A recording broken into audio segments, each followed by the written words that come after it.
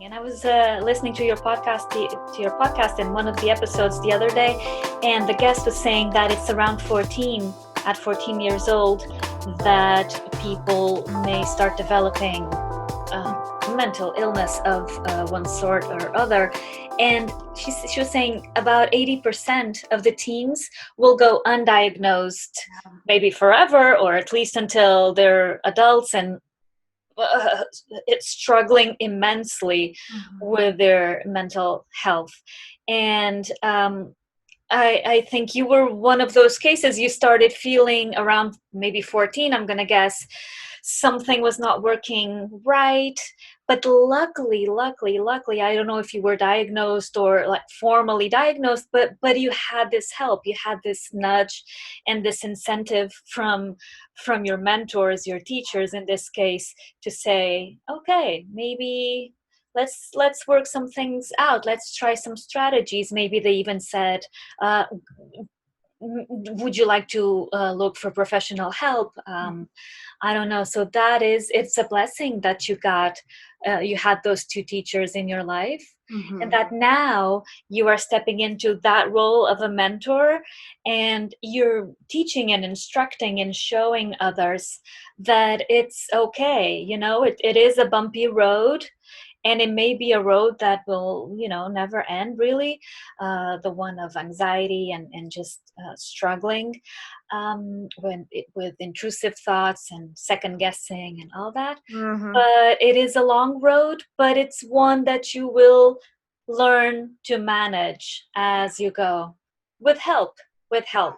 Nothing, and I don't know if you agree with me, but nothing about mental health goes without help of others. Yeah, for sure. I mean, the whole journey for me started when I was 12. And then I think I was diagnosed when I was 16, I want to say. And that's really when I started going to therapy then, because I realized, like, there just isn't that much that people in my life can do for me. Like, they were helping me immensely, but it was just like the same routine over and over again. Like, I would come to them with my problem and they'd try to fix it, and it was just over and over. I was like, I just need something more than this. So I started therapy when I was 16, and luckily my aunt, who's also a therapist, she like sort of knew how the whole thing worked, so she found someone for me. And I've been with this therapist literally ever since, which is great. So the past like 3 years on and off. And so, yeah, I literally 4 years didn't know what was going on with me, didn't know, what was happening. And then luckily, finally, I got professional help first and got diagnosed first. And then my teachers, dove in and helped me a lot. So I'm forever grateful for them. It's beautiful. And now you can help others. It's unbelievable. It's so, so good. Yeah. Yeah. So you would say those two teachers are your mentors? Would you say that? Do you have any others, or how does that go in your? Yeah. So it's so funny because all my entire life, I've always been like, I call myself like friends with my teachers, like every single year I was sort of the teacher's pet. Like, everyone knew me as that. I always, I always got along better with the teacher than the kids in my class. But I think in high school, really what happened in high school was I felt how do I word it? I think in high school what happened was I realized that I was an old soul. I realized that I was, 17 going on 35.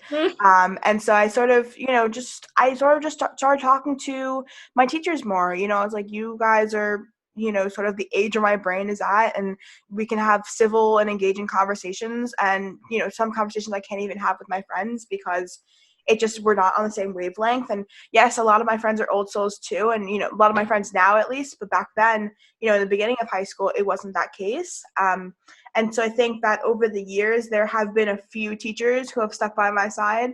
There have been a few who really just, get me and I get them, and they've helped me and I've helped them in various different things. And I think that for me, I consider people a mentor, who really help me with what I'm doing, you know. So I have sort of my spiritual mentor, who is my old English teacher, that I have, you know, sort of like my Instagram mentor, who is the one who, you know, composed the project for us in 10th grade. And then, you know, I call her my life mentor, which was my public speaking teacher.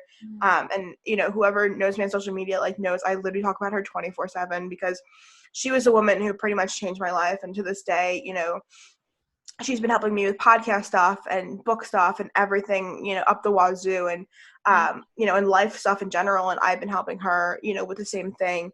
And so, you know, we're pretty much, I mean, I'll say we're friends at this point.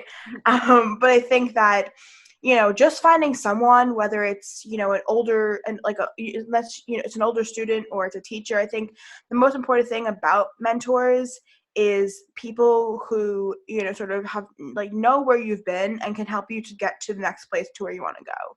I think, you know, my public speaking teacher, her name is Mrs. Perch, and her life currently is where I want to be in my life. You know, I want to, you know, I want to have a house, I want to have kids, I want to, you know, drive the car she drives, everything, you know, sort of like where she's at is where I want to be. And I think that, you know, the more time that I spent with her, the more I realized how much more attainable it was, and how it's, you know, it's hard work, but it's doable to, you know, get there. And also I think what I've realized is, you know, they always say that you are the five people you hang most around. And so because, you know, she was one of my five for the past, like, for all of senior year, and then a little bit after that, I think my whole mindset really shifted, because she was at the next level. I surrounded myself with next level people because I want to be the next level of my own self, you know. And I think that that's really what the key is. You know, mentors are there because they're one step ahead of you, but also you got to be, you know, you got to sort of align yourself with peers who are in the same boat as you, who are right where you are. You know, like you and I, like, we're fresh podcasters, like we, you know, are sort of figuring out the game as we go. So like I would consider you like a peer, you know what I mean? And then like mentors are people, you know, maybe people for us who have, you know, 2,000 reviews on their podcast and we get 1 million downloads a week. You know what I'm saying?